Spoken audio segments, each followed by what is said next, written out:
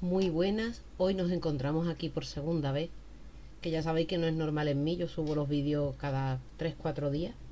Y por cierto os quería comentar antes de nada que si veis que tardo un poco más en subir un vídeo, estoy con algunos problemas de salud y estoy liada con médicos, entonces si veis que no es que vaya a dejar el canal ni mucho menos, pero que si veis que tardo un poco me lo perdonéis y bueno, que estéis ahí pendientes, que en cuanto que pueda voy subiendo casos. Intentaré subirlo como lo subo normalmente, pero si veis que algún día pasa algún día más, no significa que vaya a dejar el canal. Y dejando esto de lado, vengo con una noticia muy importante, una entrevista muy importante. Antes que nada, decir que no es mía, ahora os contaré. Vamos a ver, tenemos una entrevista realizada con toda la verdad de lo que ocurrió el 13 de noviembre del año 1992 en Alcácer, el caso Alcácer. Esta entrevista no tiene desperdicio, pero ninguno, ninguno. Es alucinante. Con el permiso de Manu del Rincón del Disidente, porque por supuesto antes he hablado con él, porque es un vídeo suyo, y para poder coger partes de ese vídeo, pues tenía que pedirle el permiso. Por supuesto lo he hecho, me lo ha concedido y es que yo pienso que esto tenéis que verlo y mal después de la encuesta que hice para saber quién quería saber del caso Alcácer y hubo tantas personas que estaban interesadas, yo creo que la resolución, pues es muy importante que se sepa lo que ocurrió realmente aquel día. Y bueno, ahora os diré. Eh, Voy a pasaros a poner algunos de los fragmentos, ¿no?, de la entrevista, las partes más importantes que yo he visto de la entrevista de Manu del Rincón del Disidente, que fue ayer cuando lo publicó, y pone fin a tantas especulaciones que hubo sobre este caso. Aunque también os quiero decir que, bajo mi punto de vista, yo nunca creí ni en la versión oficial ni en tantas especulaciones y tantas historias como se dijeron, pero sí sabía que lo que se había contado había muchas más cosas escondidas detrás. Os voy a poner todos los fragmentos y luego seguimos hablando. Tú que Antonio Anglés es diferente. Me di cuenta cuando empezó a... porque él tomaba Reynol. Mm. Era adicto a este tipo de pastillas y cambiaba el carácter de ese hombre. Cambiaba totalmente.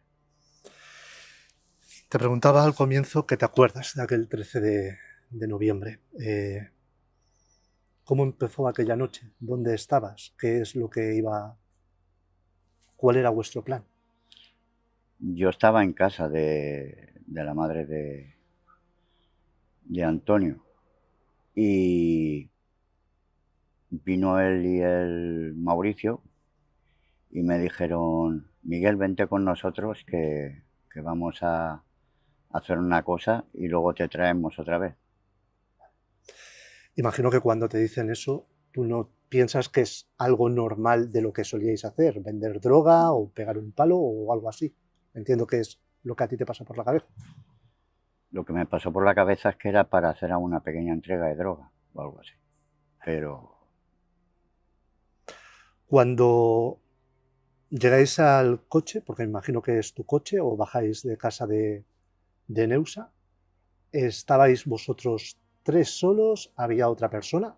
¿Había más gente? sí, había otro chico ahí abajo que dijo Antonio que era amigo suyo, Ujú.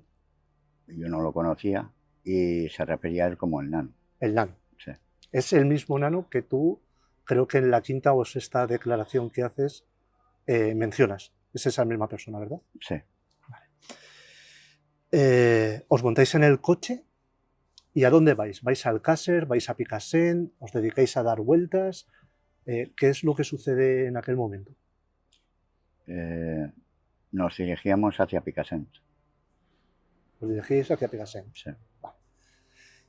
¿Y es en Picassent donde veis a estas tres niñas? Sí. Sí. Entonces, vale, la pregunta sería, sabes que hay una persona, María Dolores Badal, que dice que ve a tres niñas subir a un coche coincide prácticamente en características con las tuyas. ¿Sería ese momento o es antes a la entrada de Picassent o es donde María Dolores Badal dice que veis a esas tres criaturas? Es en la entrada, Es en la donde está entrada. la Donde está la gasolinera. gasolinera es donde Sí, las veis. O sea que ya entendemos que vio a otras personas, coger a otras tres niñas que irían posiblemente a Color. sí. Miriam, Toñi y Desiré se acercan a vuestro coche, las abordáis de alguna forma violenta o simplemente ellas os transmiten que quieren subir al vehículo porque las acerquéis a Color. ¿Qué sucede ahí, Miguel? Las chicas subieron normal, decían, es que el coche está lleno. Entonces dijo, bueno, nos subimos uno encima del otro y ya está, no hay ningún problema. ¿Eso era normal en la época? ¿Montaros Sí, más de los que cabíais sí, en el coche? Sí. sí.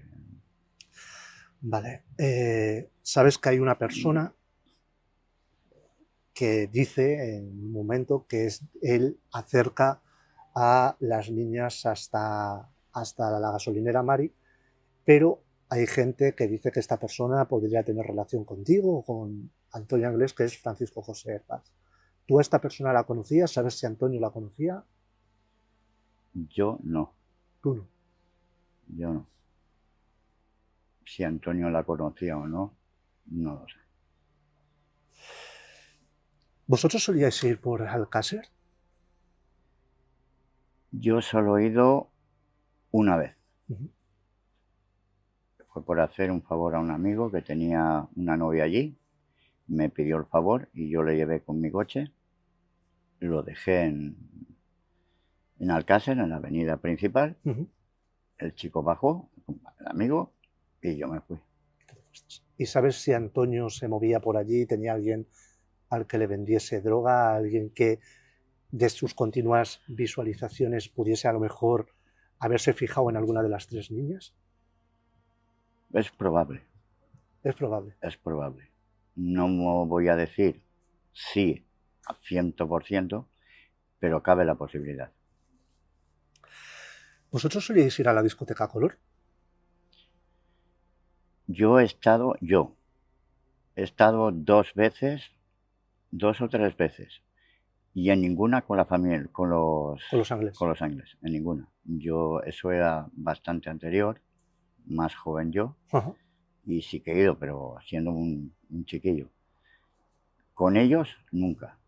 Sí me consta que Antonio y Mauri Uh-huh. eran asiduos a esta discoteca.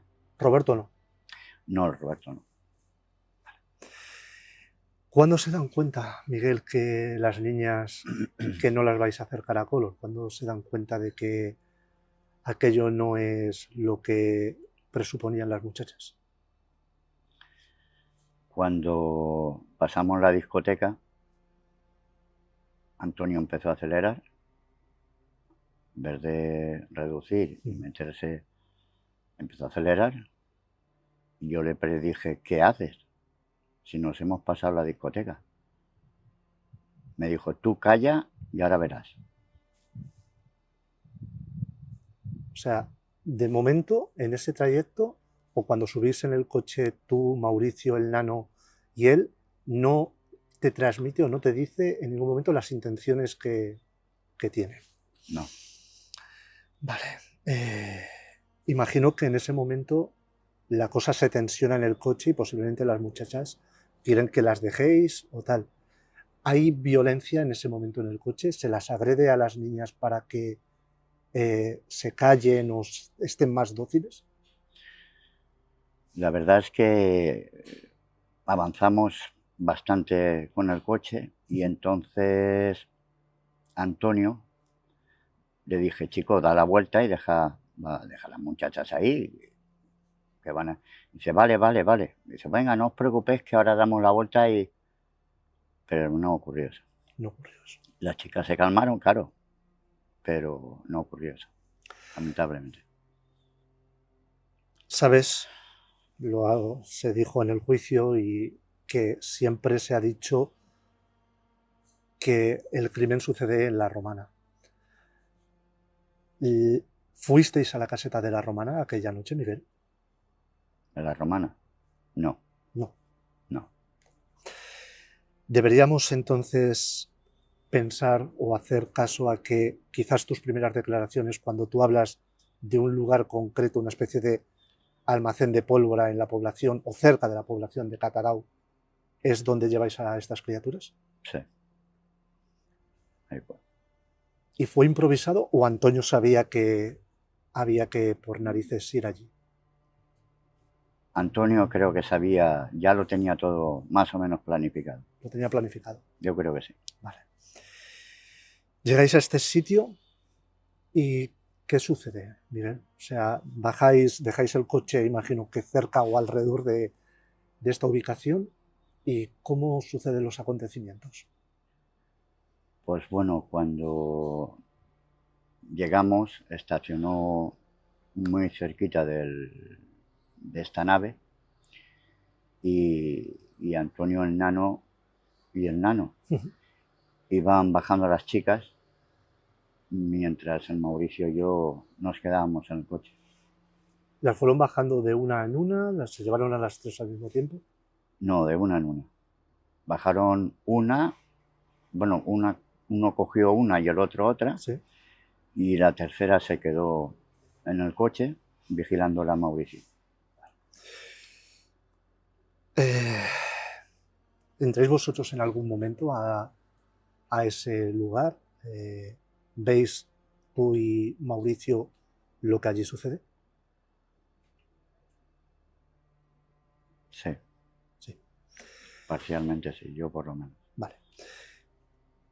¿Quién había en ese lugar? ¿Solo Antonio y el Mauri? ¿Había alguien más? Perdón, Antonio y el Nano. ¿Había alguien más? Sí, yo pensaba que estábamos solos, pero cuando me llevé una desagradable sorpresa, que habían 3 hombres más de unos 50 y algo años, de mayores. No sabía quién eran ni los conocía. Pero con Antonio, por lo visto, había ahí relación, porque la conversación era muy fluida. ¿Qué pasa cuando tú ves, o sea, a esas tres personas nunca las habías visto antes? No. Y cuando los veis, el Mauri y tú, ¿reaccionan de alguna forma? ¿Reacciona Antonio? ¿Qué sucede ahí, Miguel? Sí reaccionaron ellos al verme a mí, porque se quedaron sorprendidos que yo estuviera ahí. No por la presencia del Mauri, sí por la tuya. Sí. Solo por lo visto esperaban al Mauri, a Antonio y al chico este Nano, que tampoco lo conocía, pero bueno, cuando me vieron a mí sí se sorprendieron, sí. No esperaban mi presencia allí.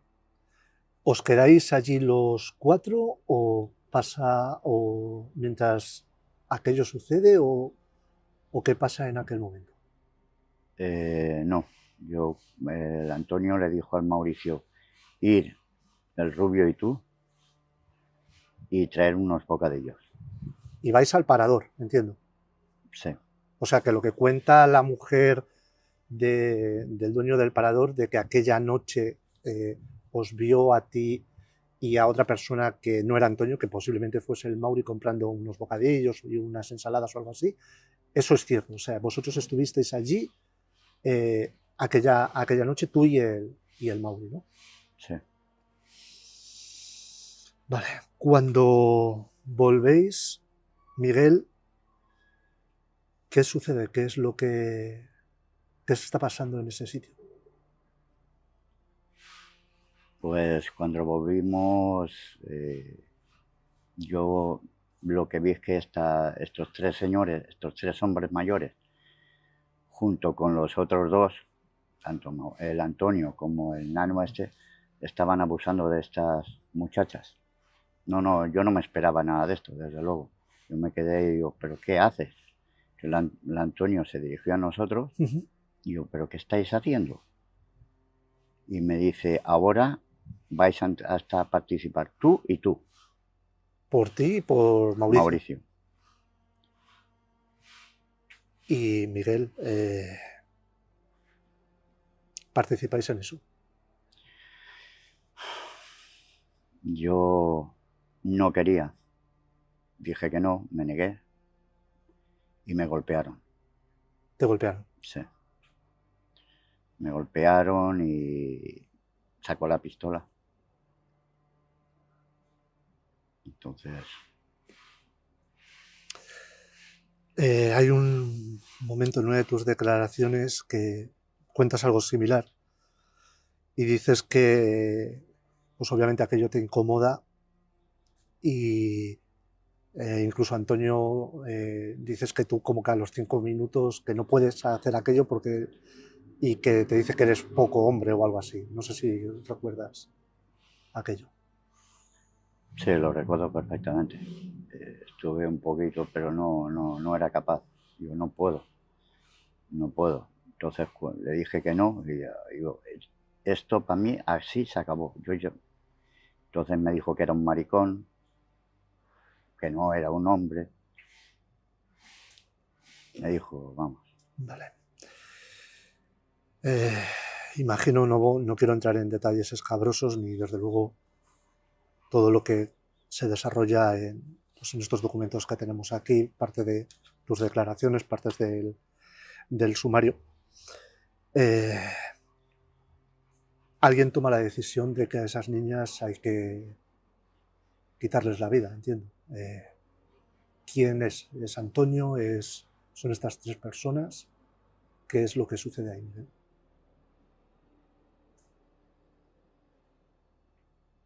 Pues la verdad es que estos 3 hombres mayores dijeron ahí que ellos se iban, que ellos ya habían terminado y que se iban, que no querían saber nada y se fueron. Entonces, Antonio, para que no delatara de todo lo que ha pasado y tal, toma la mala decisión, la desgraciada decisión de que esas chicas deberían de matarlas. ¿Es Miguel Antonio quien dispara y quita la vida a las 3 niñas? No, No. no. Este mata a 2. Antonio mata a 2 de ellas. Sí. Y Mauricio mata a 1. Vale, eso sí que es nuevo. Aparece en un elemento que es la famosa moqueta. Hay una moqueta o un trozo de, algunos dijeron alfombra, pero es moqueta, que usáis para transportar a esas niñas hasta el lugar del enterramiento. ¿De dónde sale, Miguel, esa moqueta? ¿La teníais ya previamente? ¿La encontráis por algún contenedor de allí, de la zona de Catadau, de Llombai? No, la moqueta esta la encontramos en un contenedor. La vimos en buen estado y Antonio quería llevarla para la casa de Alborache para moquetar el suelo y poder dormir En aquella casa. en aquella casa. Va. Pero esa moqueta la encontráis en Catadau, en Llombai. Catadau.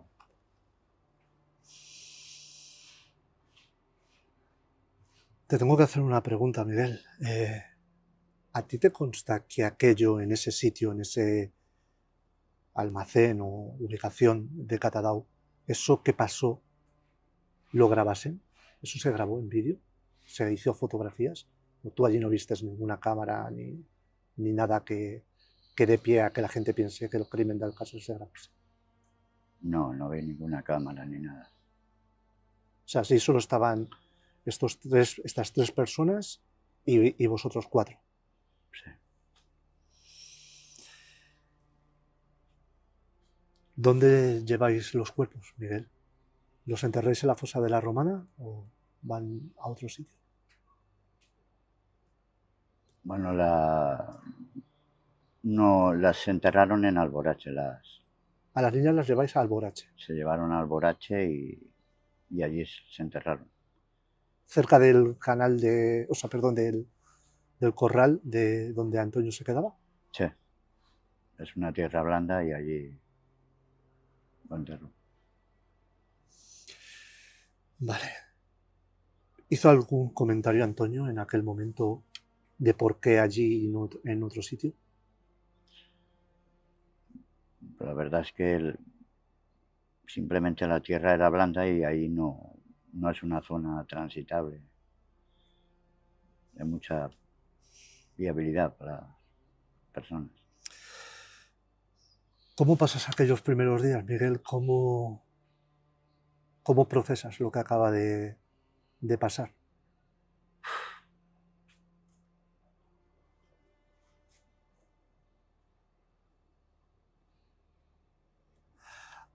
A mí me ha llegado un testimonio de tu hermana de que, no sé si 1 o 2 días después, vas a su casa y estás completamente blanco, desencajado, vomitando. No sé si eso es, si lo recuerdas, si es cierto. Sí, es cierto.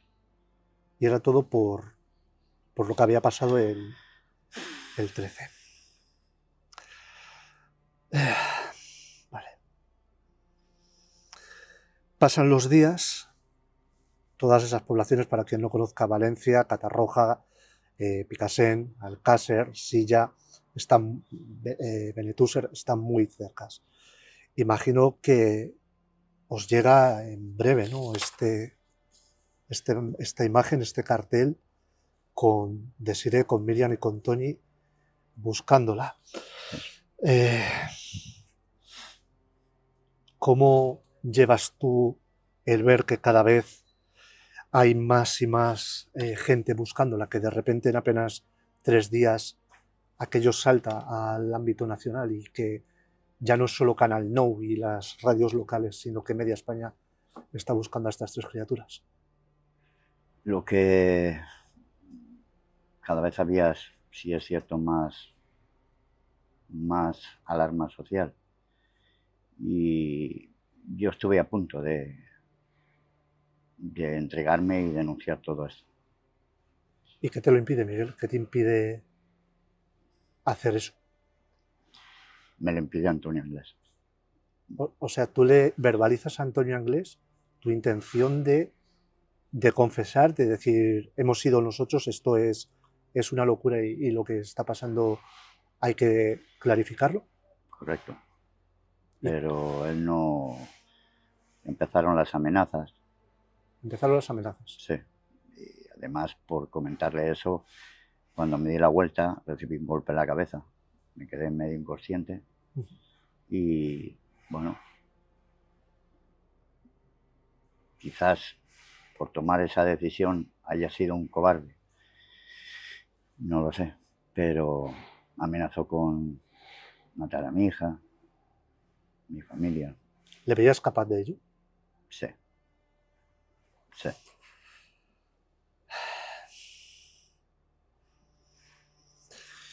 ¿Por qué se cambian, Miguel, los cuerpos de sitio? Si se entierran en Alborache, ¿por qué aparecen los cuerpos en la fosa de la Romana?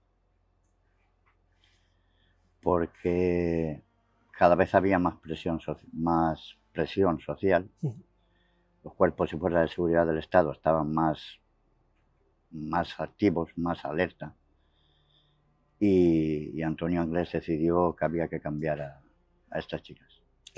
Quizás temía, si él estaba siempre en Alborache o casi siempre en Alborache, que eso le pudiese implicar y eso le pudiese hacer volver a prisión. Correcto. ¿Sabes cuándo se cambian los cuerpos de sitio? ¿Participas tú en ese cambio de cuerpos?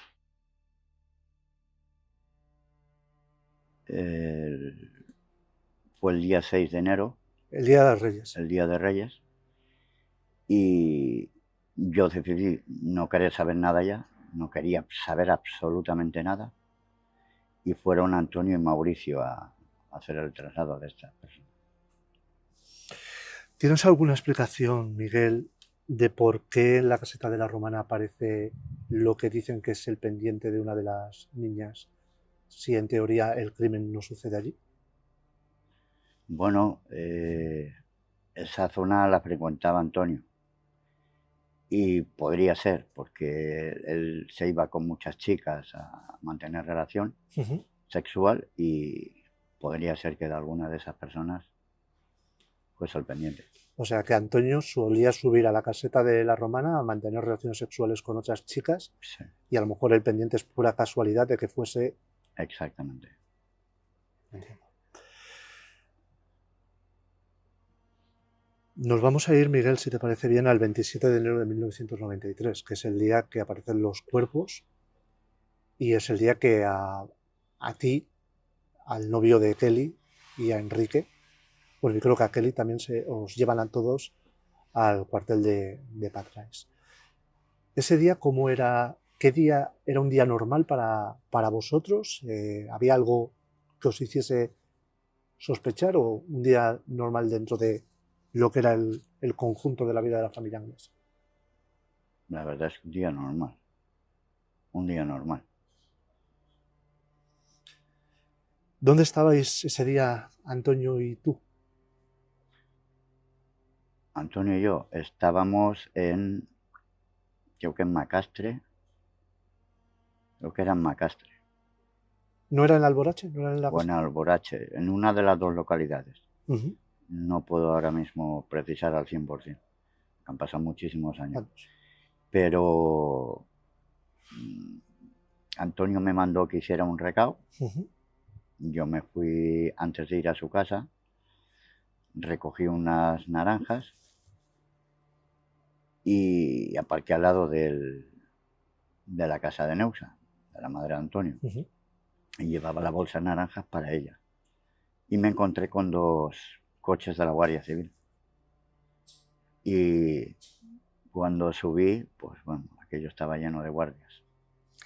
Claro, a la gente le puede chocar, Miguel, que tú vieses guardias civiles y estaba lleno y subas. ¿Por qué tomas esa decisión de subir a la casa de los Ángeles?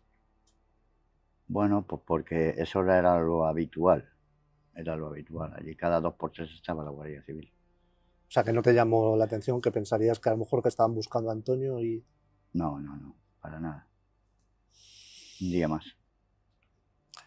Aquel día, como digo, os detienen y os llevan al cuartel de Patrais.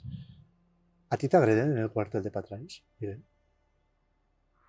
Sí, ¿Hasta sacarte una confesión? sí. ¿Y confiesas esto que me estás contando de esos tres hombres, Antonio, Nano, Mauritu, o confiesas otra cosa que les valga o les cuadre a ellos? Les conté lo que ellos querían escuchar. Nada más. Quizás por miedo a Antonio o a esas personas. Más bien a esas 3 personas que yo no conocía. Porque no sabía de lo que de lo que serían capaces de hacer. ¿Te has sentido traicionado, Miguel, por los Angles? Sí, ¿En qué sentido? en todos. No han sido capaces de asumir su responsabilidad.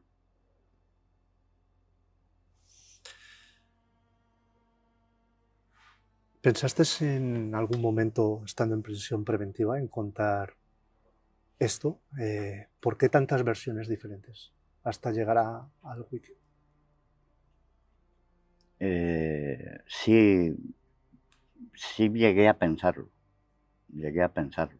Lo que pasa es que cuando fríamente, cuando lo pensaba, decidía que no. No porque primeramente no sabía si me iban a creer. Y segunda, que habían estos 3 hombres que podían tomarse venganza. La propia familia Anglés podría tomarse venganza. En fin, sobre todo por mi familia. Lo que he hecho ha sido protegerla.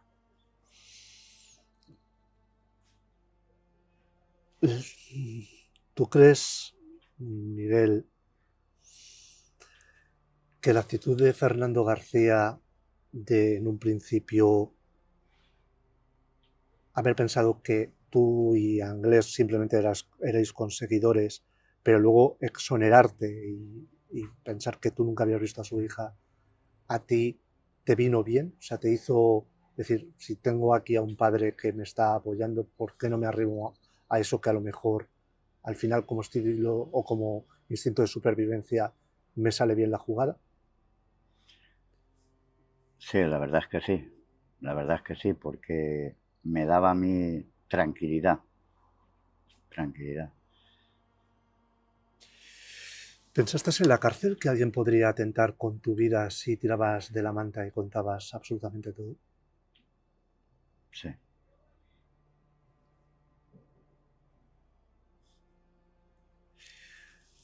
¿Te condicionó, Miguel, que en el juicio gran parte de la sociedad española pensase que eras un cabeza de turco? Sí. ¿En qué sentido, Miguel? En el sentido de que pensaba que eso me podría excluir. Y no digo a lo mejor haber salido libre, pero sí que la pena impuesta por sus señorías hubiera sido mucho menor. ¿Te lo llegaste a creer que eras un cabeza de turco? ¿Tu cabeza a nivel psicológico ha tenido durante estos años una disociación para no aceptar la gravedad de los hechos? Sí. Cuando saliste en 2013, en octubre, ¿pensaste en contar todo esto? ¿O creíste que la mejor opción era salir por patas y huir de todo el mundo? La verdad es que sí tenía intención pero en algún momento ya estando frío, parándome a pensar, tomé la decisión de que no, porque seguramente sufriría más acoso, más persecución, y que bueno, que todavía tenía yo miedo a esa venganza, ¿sabes? Esa venganza para mí era lo que me atormentaba, no solo lo que ocurrió con estas chiquillas, sino el miedo a que pudieran hacer algo a mi familia. Eso era el pan nuestro de cada día para mí. Me levantaba con ello y me acostaba con ello. Quizás, Miguel, el hecho de cuando tú sales de prisión que dices el crimen de Alcácer es mucho más sencillo de resolver solo, hay que tener un poco cabeza, iba por ahí, que la gente pensase de verdad o sea, y descargarte esa responsabilidad un poquito. Así es. ¿Cómo has vivido, Miguel, todos estos años con esta carga? ¿Has pensado alguna vez en, ya sabes, en atentar contra ti mismo? La verdad es que sí. La verdad es que sí. En alguna ocasión he tenido ese pensamiento y acabar de una y ya mira. Por lo que cuentas, Miguel, aquel día fue la única vez que tú participaste en algo así, pero en aquella época en Valencia, tú como valenciano lo sabrás, desaparecían de forma extraña muchos adolescentes de edades comprendidas o muy similares a las de las 3 niñas de Alcácer. ¿Tú crees que aquello que pasó ese 13 de noviembre de 1992 había pasado anteriormente otras veces, independientemente de que los otros participantes pasasen o participasen? ¿Tú crees que aquello había pasado más veces? Podría ser, podría ser. Viendo cómo era Antonio y los que le rodeaban, sus familiares, No lo descartas. no lo descartaría. Catadau, Macastre, Alborache, sitios donde vosotros os movíais y sitios donde Antonio pernoctaba o demás. ¿Tenéis o habéis tenido vosotros relación con el caso Macastre? Yo por lo menos no. ¿Y Antonio? No lo sé, pero no lo descartaría. ¿A ti te suena, Miguel, que Antonio conociese al tal Miguelo de Catadau o al Wichita del barrio chino? Del Wichita a mí no me suena nada, pero del Miguelo ese sí he escuchado yo al Antonio Hablar. hablar. Sí. Me parece que decía algo del bar Catalao, o de un bar era, Ujú. pero no sabría explicarte, no sabría precisar. ¿Os movíais, Miguel, por el Parque Camales? Yo no, pero Antonio sí, porque él se dedicaba a la venta de drogas y él recorría mucho. ¿Temes, Miguel, repercusiones por lo que estás contando en esta entrevista? Bueno, repercusiones siempre las ha habido, Y más en este caso, ¿no? y más en este caso, exactamente. Pero considero que hay que dar un paso adelante y contar la verdad. Y bueno, si vienen, que vengan, pero Esas tres personas de las que hablabas antes, que decías que por lo que tú viste es cómo se relacionaba con Antonio, con el tal Nano y con Mauricio, pero que tú no conocías, ¿crees que podrían intentar algo contra ti a día de hoy o que ya por la edad deben estar muertos y tampoco te importa? sinceramente no creo. Pues o son ya octogenarios Ujú. o ya han muerto. Si fueran más jóvenes, sí, es probable que tuviera miedo. Esta pregunta, Miguel, es clave. ¿Por qué quieres dar este paso ahora y por qué, después de haberlo negado durante casi 30 años, más de 30 años, decides ahora dar este paso adelante? La verdad es que lo primero que tenía una carga muy pesada encima, tenía una cruz muy pesada. Y es una forma yo de quitármela de encima. No es que no hubiera querido yo hacerlo antes, pero temía por mi familia, entonces me he visto muy condicionado por esto. Pero ahora soy un hombre libre. Soy un hombre libre y he tomado esa decisión, porque estoy cansado ya, muy cansado, muy cansado. Y sobre todo, pues que yo quiero que al final esto ya se aclare y que se vea con claridad y fuera. ¿De qué te arrepientes, Miguel, exactamente?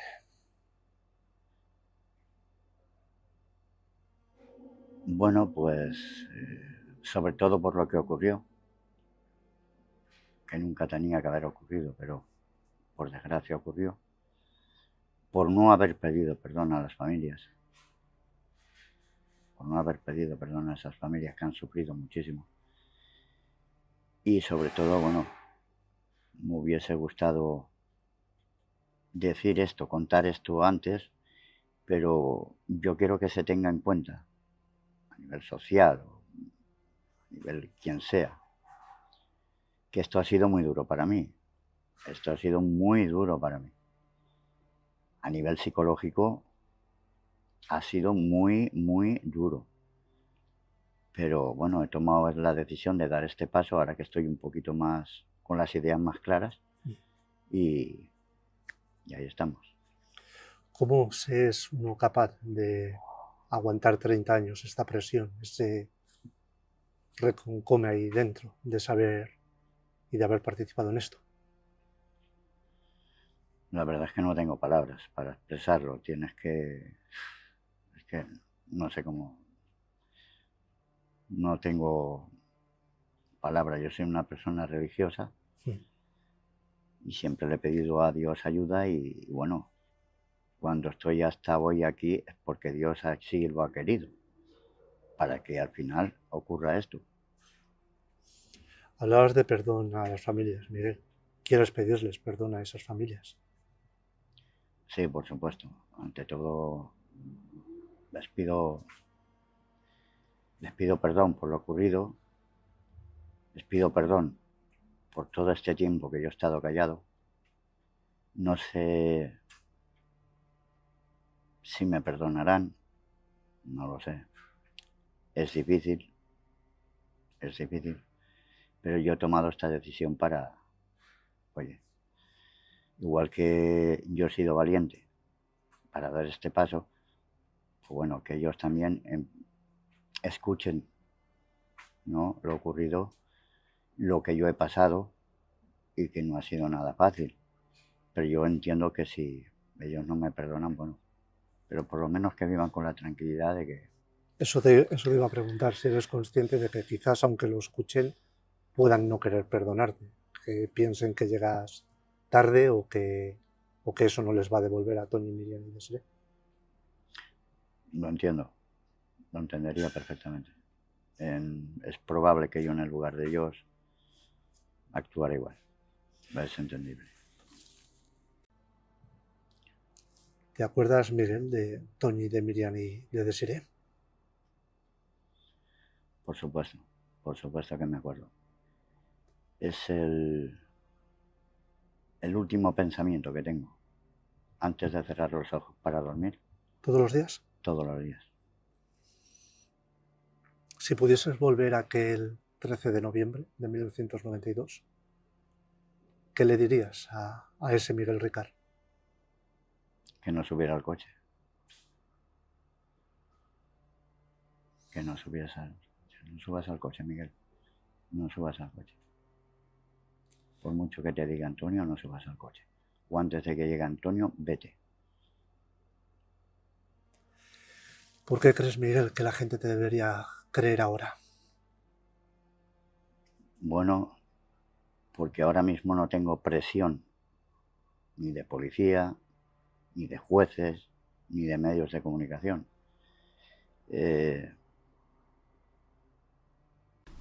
Bueno, pues como ya habéis visto en la entrevista, que es alucinante, ya me contaréis qué es lo que pensáis, pero al final las teorías que ha habido durante tantísimo tiempo no estaban muy descaminadas, algunas de ellas.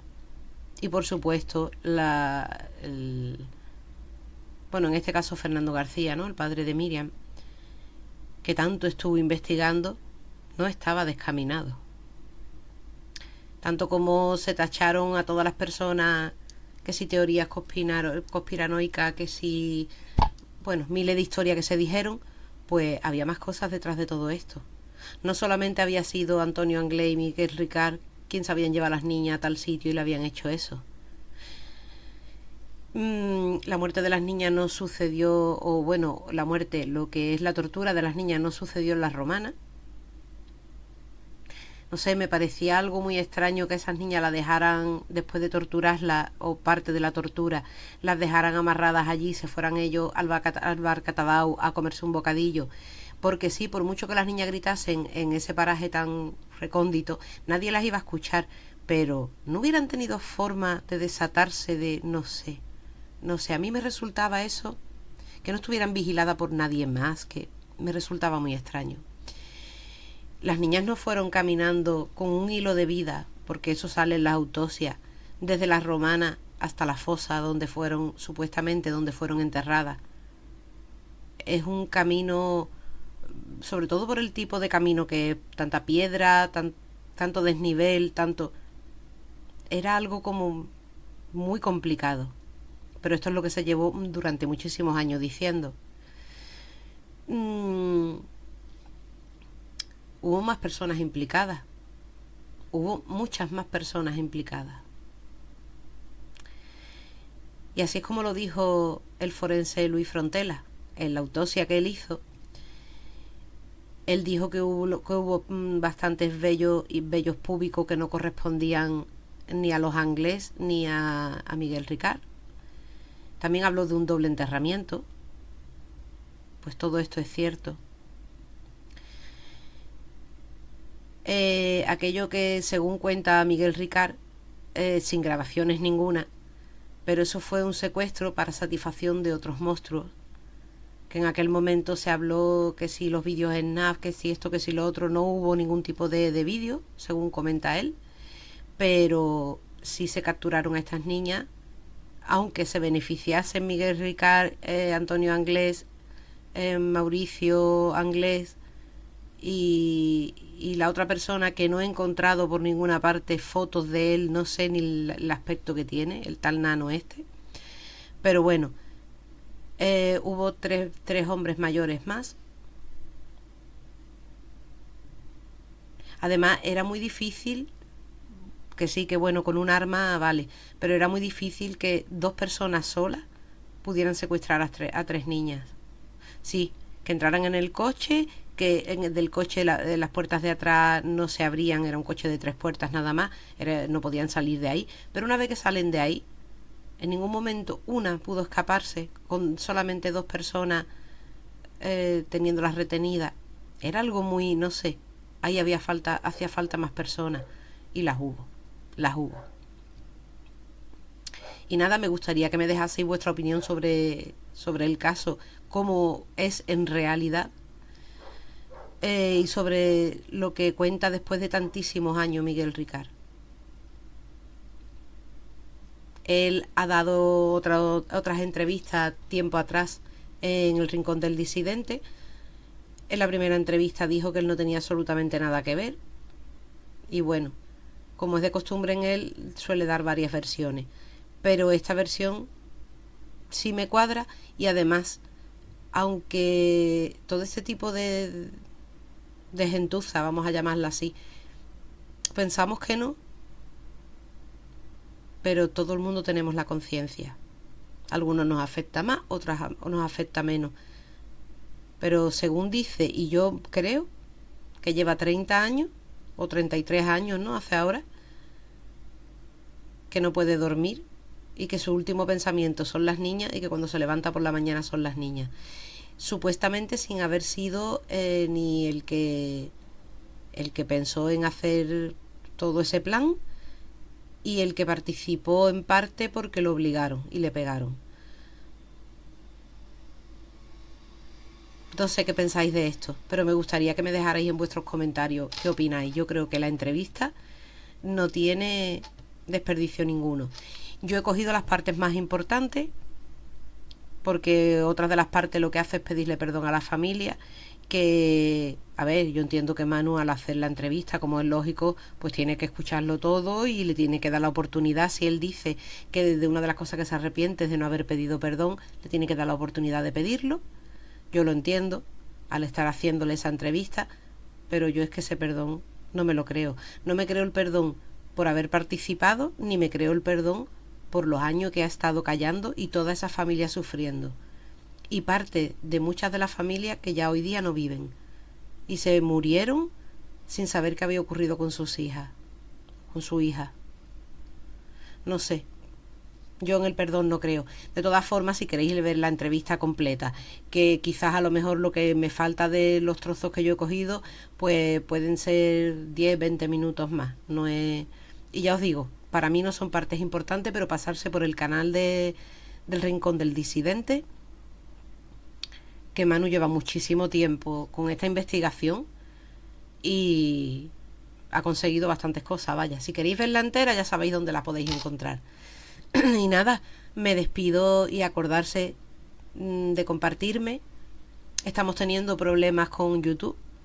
No sé si habéis escuchado a uno de mis compañeros, Dower Rain, lo diré el nombre, Daerol Rewin, perdonadme, que explica que no sabemos si es por el tema de todo lo que están metiendo de la IA o un fallo que ha tenido YouTube, puesto que yo no voy a hablar desde mi canal, porque yo en mi canal no tengo ningún tipo de beneficio.